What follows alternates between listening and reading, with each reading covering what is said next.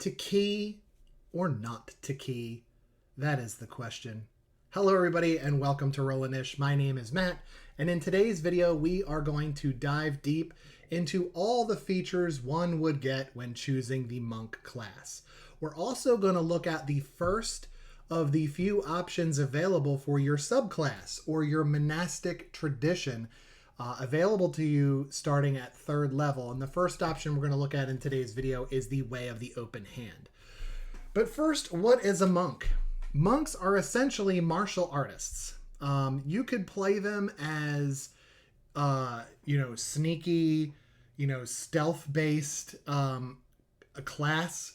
I know that is typically reserved for rogue, but due to the monk's tremendous speed, you could role play it in such a way that your monk is so fast that they sneak up on people easily. And that's some of what is described here in your player's handbook as it begins to talk to you about monk. One of the things that separates monks from something like a rogue is their magic of ki. Now, ki is like an energy force that flows throughout your monk. You can role play it as maybe your character was at a monastery because your parents or family were killed, leaving you abandoned as an orphan, and so the local monastery takes you in. You could play it so that perhaps the monks have done your family such a great service that they dedicated you as a young child in service to the monks at the monastery. So perhaps you've been working at the monastery to repay some great service along the way. Those are just some ways you can incorporate being a monk in a monastery into your backstory. But all monks are going to have access to it's essentially a point system called ki. And as you spend some of these points, it'll allow you to do some additional moves. Because monks traditionally don't often use weapons outside of a monk weapon, and we'll get into that a little bit later, your ki points are essentially going to be a way for your monk to do additional moves or take additional actions to basically balance out what other classes are able to do. One of the things you should know about building a monk is there's a lot of training that goes into it. So like I said, what you could do is play something like a monk that is dedicated to faith. So if you want to incorporate faith into your backstory, perhaps that's why your character became a monk, because they are so dedicated to that faith. A lot of monks, they typically live in the monastery, which separates them from a general population.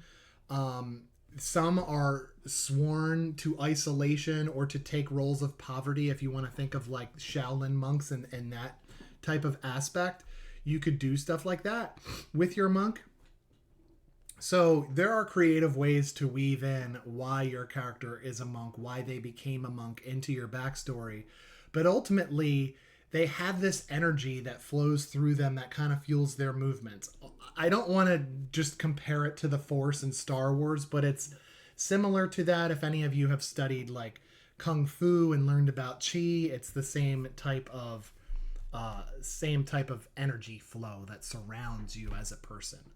When creating a monk, the player's handbook is going to recommend that you first make dexterity your highest ability score, and I would agree to that, followed by wisdom. And they recommend the hermit background. And that's because, as I've described already, maybe your monk was an orphan. Maybe you worked at the monastery because of some service that the monastery performed for your family, and that's a way of you paying them back, is to dedicate your own service to them. Essentially, their seclusion from the general population, hermit stacks as a great background for your monk class. So taking a look at the table, it's going to make a little bit more sense in a moment why they say to focus on dexterity. So kind of like what we saw in something like Cleric or Fighter, this table is going to outline where you get your proficiency bonuses at what levels. Your key points or your martial arts die begins to grow from a D4 to a D6 at 5th level, to a D8 at 11th, to a D10 at 17th. How many key points you have at your disposal equals your monk level. So if you've noticed, at first level, you don't really get key. You get access to your key at level 2, of which you get 2 points to spend. And then as you continue to level, that's how many points you get. So at 11th level, you have 11 points. At 15th level, you have 15 points, and so on. What's cool about monks is because they are quick and agile and speed-based combatants, they have this feature called unarmored movement that we'll dive into in a moment. But you could see here that in addition to your base speed, right? A lot of the races that you choose have a base speed built into them. So if you're playing a halfling or a dwarf and you're shorter in stature, your base speed is going to be 25 because you don't have that long stride like a human or an average sized humanoid creature would have. But what this is for monk is at 2nd level, whatever your base speed is, you get 10 more feet. So if your base speed is 30, your base speed will be 40 at 2nd level. At 6th level, you add 5 feet to that. So your base speed will go from 40 to 45, right? At 10th level, it goes up another 5 feet, 45 to 50 feet. That's your base. So imagine taking the dash action, you could move 100 feet. And so on. So at 14th level, you get another 5 feet. At 18th level, you get another 5 feet. So if your base speed is 30, which is the average for most races, by the time you are an 18th level monk, your base speed would be 60 feet. And then if you dash, it's doubled to 120. So you have a lot of movement to work with. And because you have a lot of movement to work with, it makes your character faster than most, which is why they want you to focus on dexterity, because you can be quite sneaky when you want to make a stealth check to sneak up on an enemy. You're so fast that you get to them quickly before they notice, which is different than a way a rogue would approach it. A rogue is going to be sneaking and moving quietly to sneak up on somebody, where you're just so fast you get there before anyone notices. And that's part of your unarmored movement feature that we'll talk about in a second. You get access to that at 2nd level. But you could see here on the table like all the features that you will get as you level up. Now this is packed with features, and it's likely because monks aren't going to be proficient with most weapons. They're just not. There's going to be a handful that you're going to use, but based on the build, you're going to be using your hands or your feet for a lot of your attacks. We'll get into that shortly. As far as hit points are concerned, the monk uses the D8 for their hit dice. So anytime you're leveling, it will be this that you roll. Anytime that you're short resting to gain back health, it will be the D8 that you roll. Plus your constitution modifier, of course. As far as proficiencies are concerned, the things that you can use or good at, you can't use any armor, which is why at 2nd level you get access to unarmored defense. At 1st level. And we'll talk about that in just a moment. As far as weapons are concerned, it's simple weapons and short swords. We're talking daggers, clubs, boomerang, a sling, things like that, and short swords. Not really a weapons-based combatant. As far as tools are concerned, you at character creation get to choose one type of artisan tool one musical instrument. So maybe you're a monk who likes to play the flute in their solitude. That's fine. Or maybe you're a monk that is a jeweler, and during your downtime, you find some stones and you polish them and you make some jewelry, and then the next town you go into, perhaps you sell that piece of jewelry and make yourself some money. I've done that myself with a monk. That's a good way to role play using tools like that. The saving throws that a monk will be proficient in are strength and dexterity. Um, and you can look at this from the angle of movement because your movement is so quick. You're dexterous and can dodge quickly, and it makes it harder for someone to grapple you or push you because you are just slippery. And to me, that explains why the saving throw proficiencies would be strength and dexterity. From skills, you get to choose two from acrobatics, athletics, history, insight, religion, and stealth. Again, stealth is on this list because your movement is so quick, you can approach an enemy so quickly before they even notice you. And so that stealth check would come in handy. So if it were me, I would probably lean more into something like acrobatics and stealth. I view my monks as like parkour, right? To get around an enemy, I might not just move around him. I might put some flavor on it where I quick jump into a wall and push off the wall to get behind an enemy and then attack them from behind because I'm so quick. An acrobatics check might come into play there. Leaping from one rooftop to another or from a rooftop down to the ground to sneak up on somebody or something might require an acrobatics check to stick the landing. So if it's me, I'm probably going stealth and acrobatics, but you have your choice between these 6. You get to pick 2. As far as equipment is concerned, you get to pick a short sword or any simple weapon. A common one that is chosen is just a quarterstaff. And use it like a bow staff, like Donatello from Ninja Turtle style. Or if you've watched Critical Role Campaign 2, Beauregard used a staff. So she was a great example of a monk in that campaign. You also are going to be able to choose between a Dungeoneer's pack and an Explorer's pack. Again, they're pretty similar. It's just standard backpack. What do you got in it? Rations, mess kit, torches, things like that. And then 10 darts. And 10 darts is what it sounds like. You can flavor this. As a DM, I flavor this in many ways. I've had a monk say their darts were throwing stars. Great, let's do that. Some said they would take like I had somebody say when they took a tool proficiency, they chose a musical instrument and they used like a flute. But how he flavored it was he didn't use the flute to play music.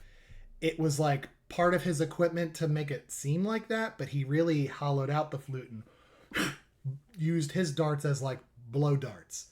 That's all flavor. I love that kind of stuff. In fact, if you're gonna do something like that at my table, I would likely be dealing out inspiration for flavorful stuff like that. But darts do a D4 of damage. It's not anything compelling, but this is kind of like your version of a ranged weapon. Okay, now here's the things that you get at certain levels. Starting at first level, you get unarmored defense, which means while you're wearing no armor and you're not holding a shield because you're not proficient, your AC is going to be 10 plus your dex modifier plus your wisdom modifier. That makes up your armor class. So when you go back and you look at, hey, why is the book recommending I focus on my dexterity followed by wisdom? That's why. Because the higher your dexterity modifier and the higher your wisdom modifier are, plus 10, that's going to be your armored class for someone who does not use armor. So those are the two things I would dump my abilities into and focus on as I continue to level up.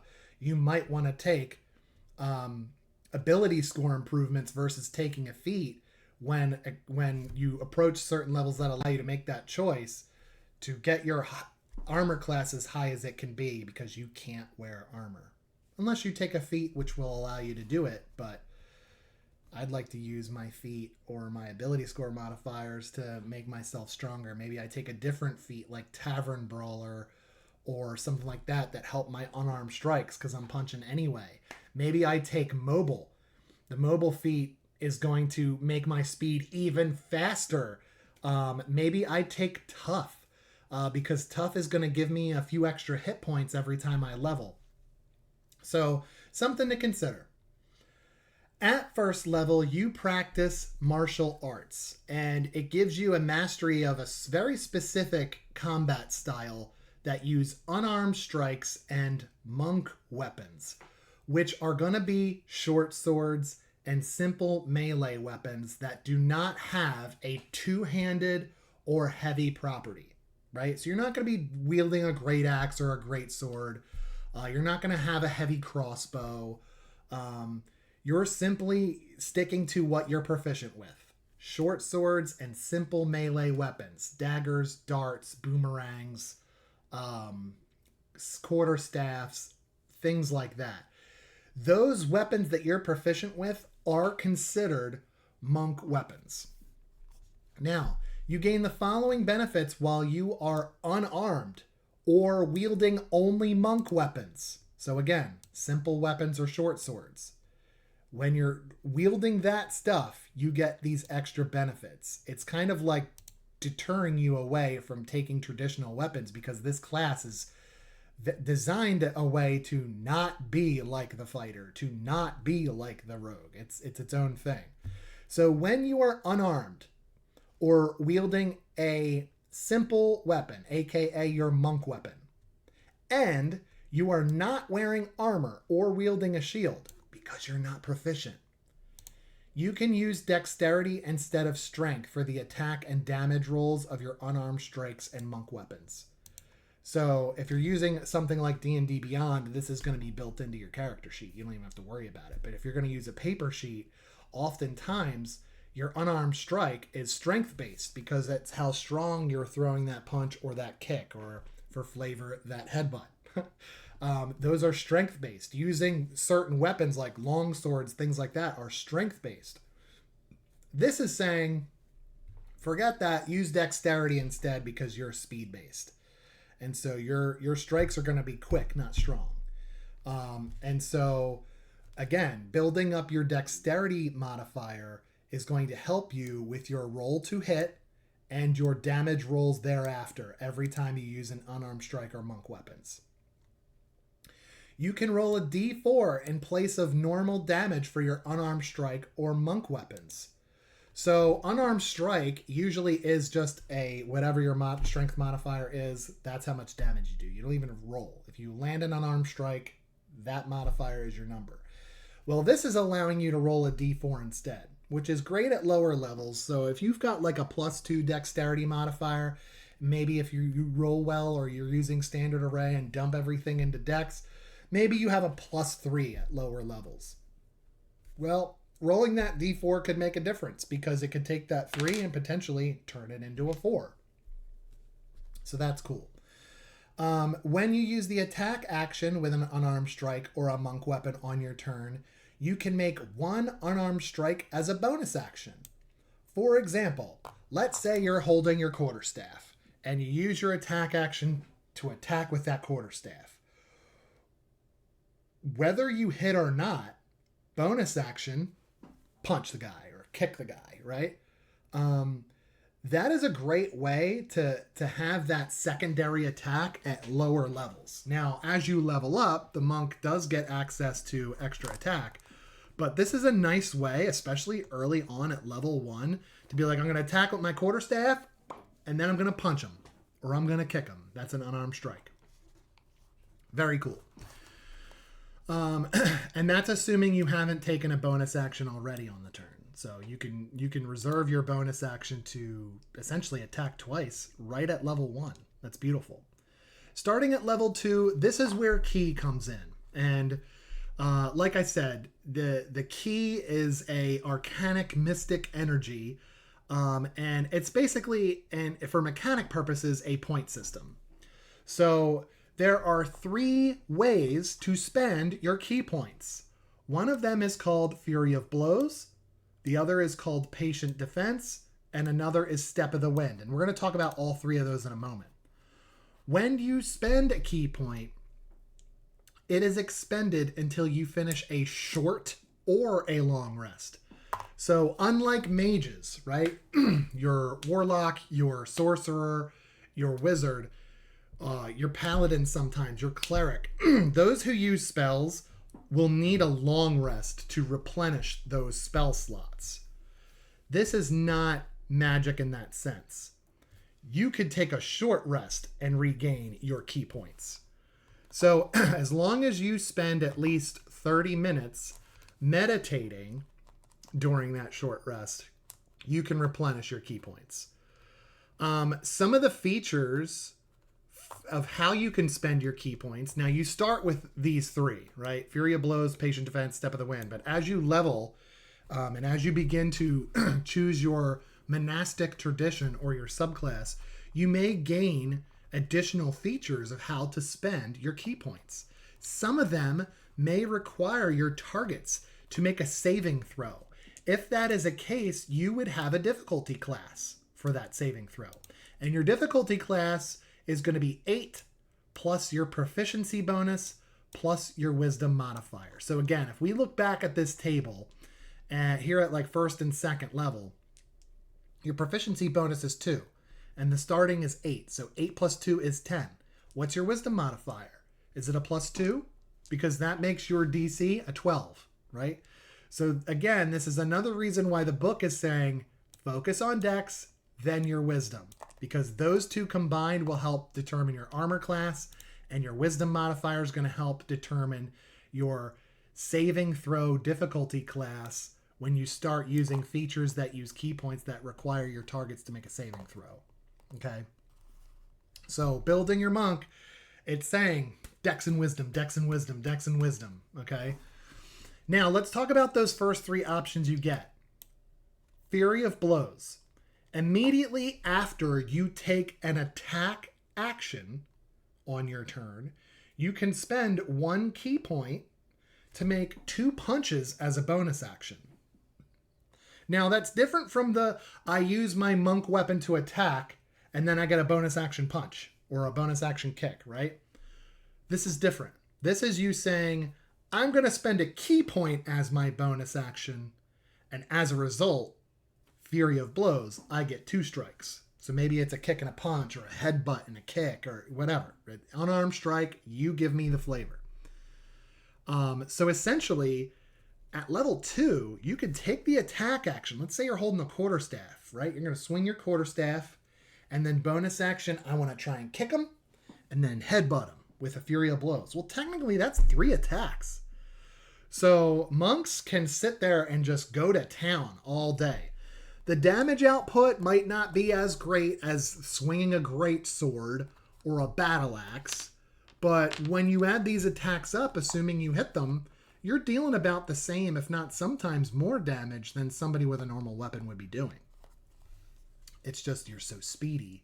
You're like Bruce Lee out there with your Fury of Blows. A different option would be to use your bonus action to spend a key point to hold a dodge. So what a dodge is going to do, just in case you're not aware of that mechanic, when you take the dodge action, you focus entirely on avoiding attacks. So this is like your stance. You know, I'm going to take my bonus action to dodge. Until the start of your next turn, any attack against you is going to come at disadvantage so long as you can see the attacker. And you make you can make dexterity saving throws with advantage. So if maybe some evil mage is tossing a fireball your way, if you've held that dodge, you can make that necessary dexterity saving throw with advantage because you are ready for it. You are on the lookout for an attack. Okay.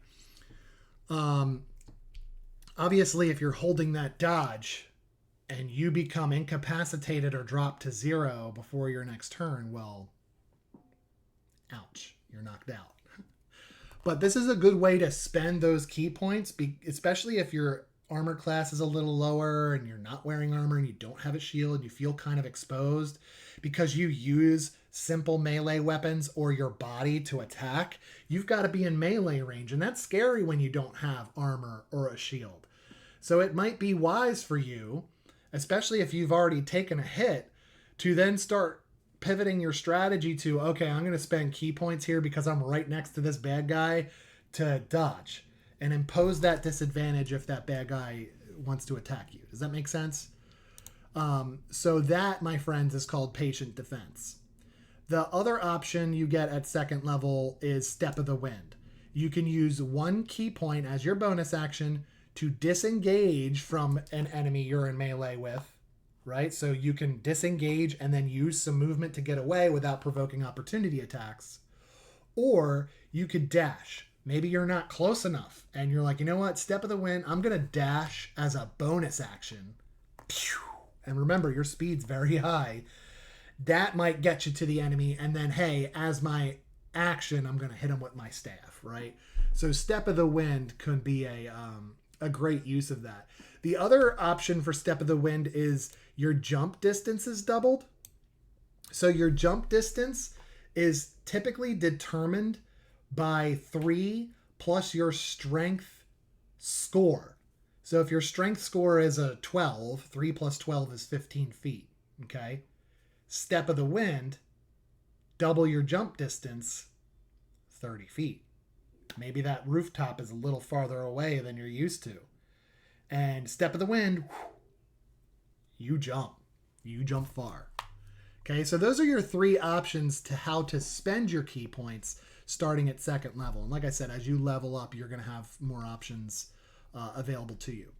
At 2nd level, this is where that first speed increase kicks in. So whatever your base speed is, you are now going to be 10 feet faster. When you're not wearing armor, I always do this every video. I drop dice. It's Butterfingers over here. And no, I'm not going to edit that out. You get nerdy, clumsy me 100%. When you're not wearing armor or holding a shield. So again, there are some features built in here that are kind of like, in my opinion, they're kind of pushing you away from like, don't wear armor, don't wear shields. I'm going to give you this cool thing. You don't need it if you have this, right? And that's what I feel like this is doing. I'm okay with that. But yeah, as long as you're not wearing armor or shield, you get additional 10 feet of movement. What's really cool is at 9th level, you gain the ability to move along vertical surfaces, like running up a wall, and across liquids on your turn without falling during the move. So like running across a creek or a stream, you're just running on the water. That's how fast you are. Yes, please sign me up for that. Okay. That's very cool. At 3rd level, this is where you get to pick your monastic tradition. And later in this video, the first one we're going to talk about is the Way of the Open Hand. In a later video, we're going to talk about the other 2, the Way of the Shadow and the Way of the 4 Elements. These are the ones available to you with your player's handbook. So again, all of our videos right now are designed for the new player that only has a player's handbook. What can you do? What can you build? There are other options with other supplements, okay? There are third-party content like Dungeon Dudes and Critical Role and Kobold Press stuff that is out there that you can use. As far as D&D is concerned, their licensed content, there's going to be extra options and stuff like Xanathar's Guide to Everything or Tasha's Cauldron of Everything. They might have additional subclasses for your classes, including Monk, with different ways for your monastic tradition. But when you choose your subclass or your monastic tradition at 3rd level, you're going to gain some features right then and there. But you're also going to get more features from that subclass at 6th, 11th, and 17th levels. Also at 3rd level, you get a feature called Deflect Missiles. This is really cool. So a missile is any kind of fired projectile. So if your campaign has, guns, this would be your ammunition. This is arrows for those that use short bows, long bows, and it's crossbow bolts for any type of crossbow. Okay, those are missiles. When an enemy fires something like that at you, you can use your reaction to use your Deflect Missiles feature. What this does is allow you to take your D10. Okay, that's your circular or diamond-shaped circular dice, and roll it. I rolled a 6. We're going to add our dexterity modifier. Let's pretend that's +3. So 6 plus 3 is 9. Plus my monk level. I'm 3rd level. 9 plus 3 is 12. I can reduce the damage from that missile headed my way if it hits me by 12 points. If that reduces the damage to 0, I can then take that missile that crossbow bolt, that arrow, and as long as I have the ability to grab it with one hand, right? It's like I'm catching it and I'm going to throw it back at my attacker. I can spend a key point to do that. And I would make an attack roll as normal as long as it's within my range. And my range would be 20 feet. If it's beyond 20 feet, I'll do that with disadvantage up to 60 feet. If that creature is more than 60 feet away, I'm not going to reach them throwing it at them. But essentially, it's a way to take your reaction to try and catch it. We're going to roll. We're going to do some math. If my roll plus my dex modifier plus my monk level reduces that damage to 0, I can throw that projectile back at my attacker and potentially hurt them on their own turn. Love that. If it doesn't reduce the damage to 0, like maybe it's 13 damage and I was able to reduce 12, that means I take 1 point of damage. I can't throw it back because it hit me, right? I might just drop it. So that's pretty cool. It's also saying that if you are able to catch it and make that attack, you're going to be able to make that with your proficiency. So you'll make your d20 roll, add your proficiency modifier. It counts as a monk weapon. And then I got to pay attention to the range. But potentially it's like catching, oh, nice try hitting me with this arrow. And I throw it right back at them. I love that. Okay, at 4th, 8th, 12th, 16th, and 19th levels, you reach the ability score improvement feature. So this is where you can increase one of your scores by 2 points or 2 of your scores by 1 point each. Maybe you focus those on dexterity and wisdom or one or the other to try and build them as high as you can go to help your difficulty class on saving throws. It'll help your armor class. Maybe you do that. If your dungeon master allows, based on the campaign or one shot you're playing, can you take a feat instead? You could here. And if that is, I gotta put these dice down. If that is the case, maybe you look into something like mobile, tough, lucky, tavern brawler. Those are ones I feel like that match up with monk pretty well and don't impact wearing armor, using additional weapons or shields, because I don't want to take away from some of these other cool features that are being offered to me by not using that stuff. So those are some of the features you might want to look into. Also at 4th level, you get a feature called Slow Fall. You can use your reaction when you're falling to reduce the fall damage you take equal to 5 times your monk level. So let's say you and your teammates are scaling a wall and you fail a check or a boulder falls and knocks you down and you're falling from a great height. You know, every 10 feet is a d6 of bludgeoning damage when you're falling. So let's pretend you're falling 30 feet. That's 3d6 worth of damage. Well, whatever that total is, I can reduce that by using my reaction, assuming I haven't used it already this round, by taking 5 times my monk level. Well, this kicks in at level 4, so 5 times 4 is 20. If that fall damage I'm taking exceeds 20, I'm just going to take the difference. If it's less than 20, I land on my feet. I take no damage. Again, that's the beauty of being a monk and having some of these really cool features that no other class gets. At 5th level, you get extra attack. So when you take the attack action, you get 2 attacks. You could then continue to use your bonus action to make 1 punch, or you could use your bonus action to spend some key points. Maybe you use Fury of Blows and take 2 punches, or a punch and a kick, right? 2 unarmed strikes. You tell me what it looks like. But essentially that's attack action is 2 attacks. Maybe I spend a key point and I want to punch and kick, 2 unarmed strikes. That's 4 different attacks here at level 5. Beautiful. Also at level 5, you get a feature called Stunning Strike.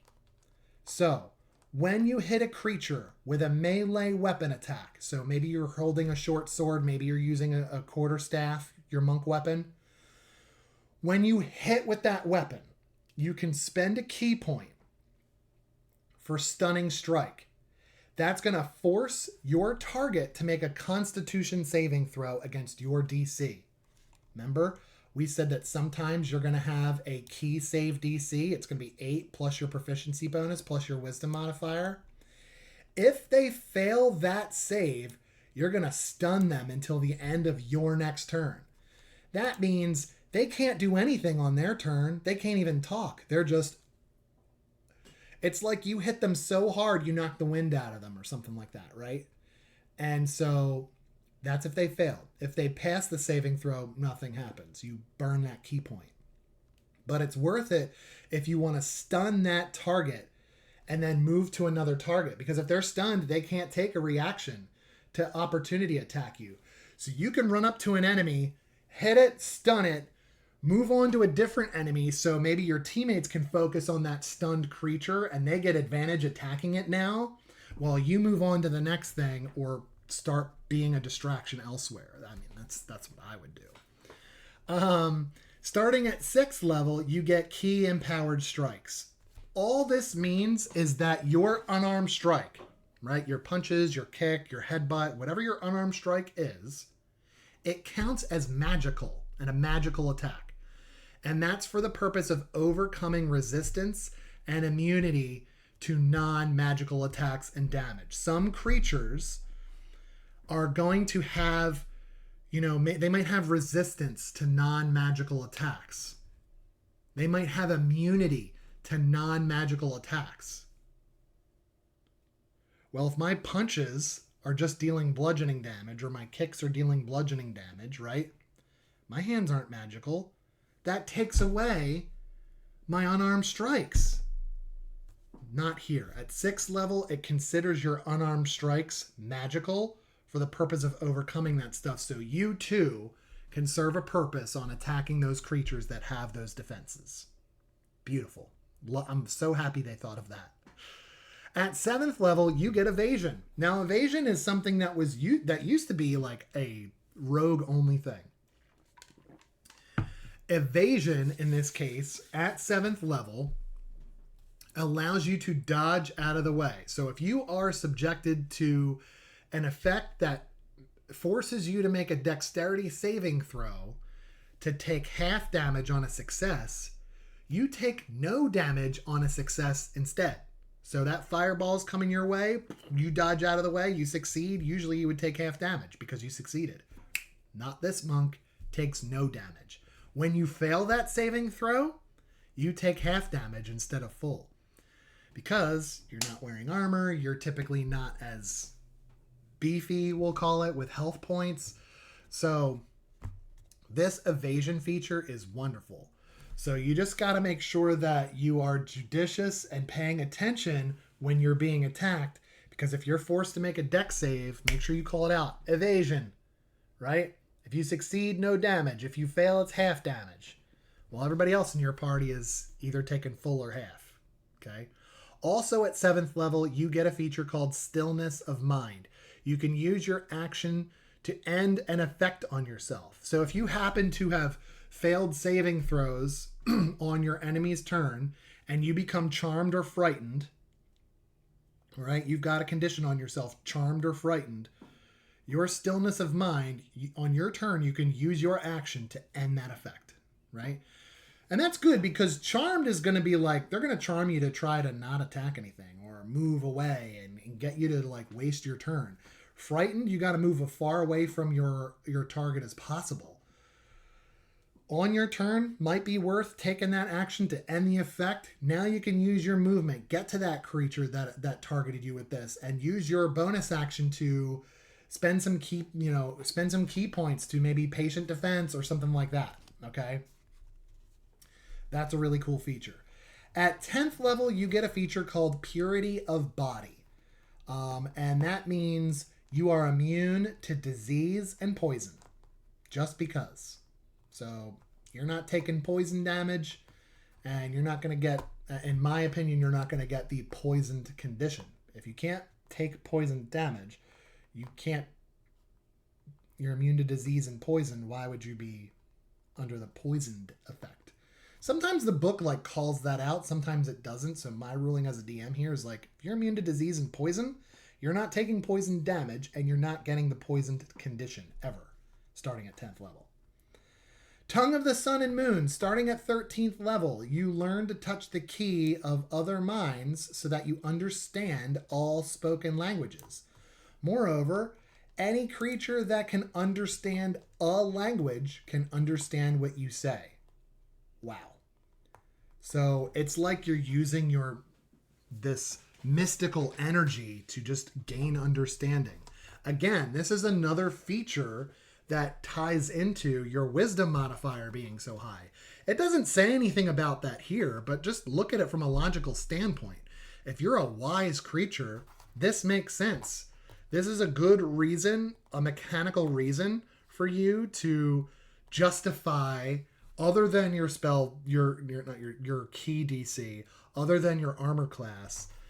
Hey man, you're so wise that you just understand languages, and creatures can understand you because you communicate it in such a way that your energy, they understand your energy.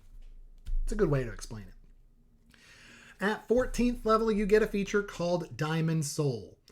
You get proficiency in all saving throws. Additionally, when you make a saving throw and fail, you can spend 1 key point and take the second result. So hopefully you turn a fail into a pass at that point. But that's what you get at 14th level. So remember, at 14th level, you have 14 key points. So getting proficiency in all the saving throws is great. My chances of success are much higher now. And even if I fail, I can spend 1 measly key point to re-roll that and maybe turn a fail into a save. No brainer for me. Thank you very much. At 15th level, you get Timeless Body. You will no longer suffer the frailty of old age, and you can't be aged magically. So, for example, ghosts have horrifying visage, where if you fail a certain saving throw, you age immediately. Okay? It's like 10 times 1d4 years you age magically by failing that save against that ghost. This would not affect you. Okay? Can't be aged magically. You can still die of old age, but it's going to take a long time. Timeless Body, right? In addition, you no longer need food or water. What? This mystical energy is what is sustaining your life. Again, I like to think of it like the Force from Star Wars. I really feel like the monk is the closest thing to building a Jedi. I know I'm crossing my nerd streams here, but you know what I'm saying. At 18th level, you get Empty Body. You can use your action to spend 4 key points to become invisible for 1 minute. That's cool. Because remember, at 18th level, you're super fast already. Your base speed is 60. So to become invisible and then move around the board that fast is great. Your stealth is just off the charts.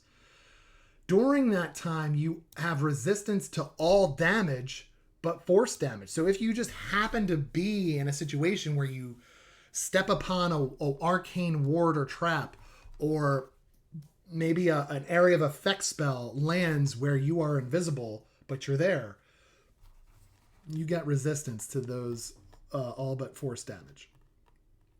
Additionally, you can spend 8 key points to cast Astral Projection spell without needing material components.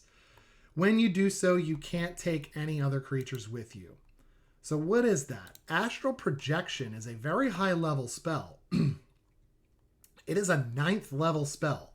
So, your magic users don't even get access to this kind of spell until they get to 17th level. But essentially, and this is a really long definition, I'm not going to go through this whole thing, but essentially, you basically force project yourself, again with the Star Wars reference. You are basically a hologram, and you can project that hologram elsewhere. And you can interact with things. Your material body, where you leave behind, is left unconscious and in a state of suspended animation. It's kind of like you're in this trance where you are. So maybe if you're going to do this, you want to go hide somewhere. Get somewhere safe. You know what I mean? Get inside a building, get inside a basement or an attic, somewhere safe, and then project yourself.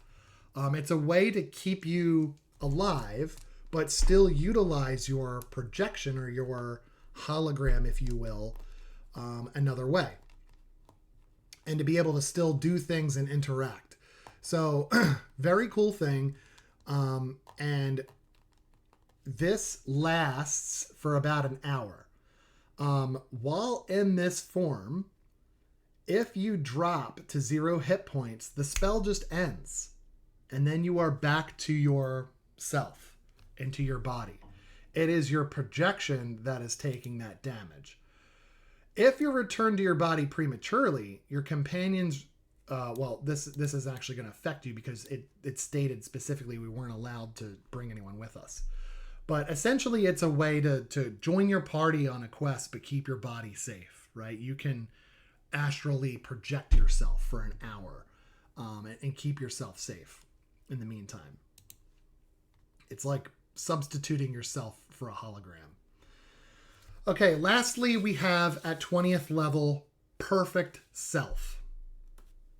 And in this feature at 20th level, when you roll initiative for an encounter and you have no key points left, maybe you've just gotten out of a difficult battle and haven't had a chance to rest yet, and you are out of key points.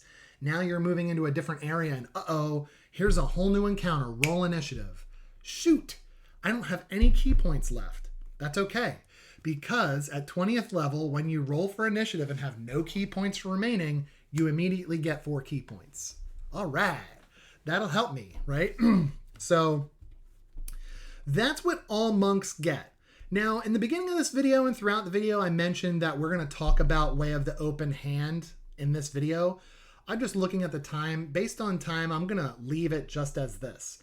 And in the next video, we're going to cover all 3 monastic traditions. Way of the Open Hand, we'll cover Way of the Shadow, and we'll cover Way of the 4 Elements.